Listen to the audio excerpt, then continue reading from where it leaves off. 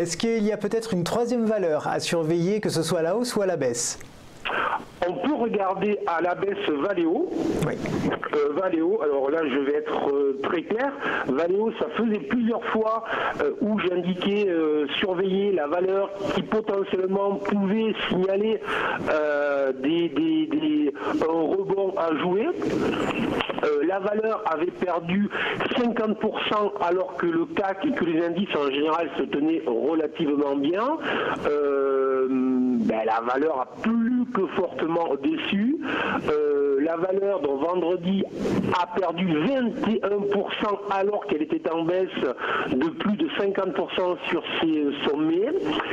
Je voulais le mettre en exergue pour vraiment dire que en bourse, ne croyez jamais qu'une valeur qu'il faut acheter une valeur puisqu'elle a perdu 20, 30, 40 ou 50%, il faut l'acheter uniquement sur des éléments clairs. Autrement dit, on a des éléments techniques, on a des éléments de volume, on a des nouvelles économiques qui sont bonnes. Voilà, sur des éléments clairs, on peut acheter, mais ne jamais acheter une valeur sous prétexte qu'elle valait 100 et qu'elle vaut 50 ou qu'elle vaut 30.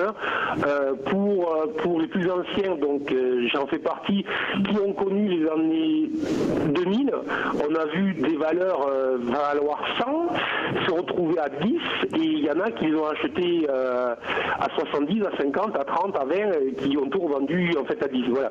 Donc, encore une fois, la bourse, c'est un métier où il faut être très précis, très patient, très propre, où l'on gère son risque et où l'on évite de mettre ses émotions lorsque l'on fait des achats. Ouais.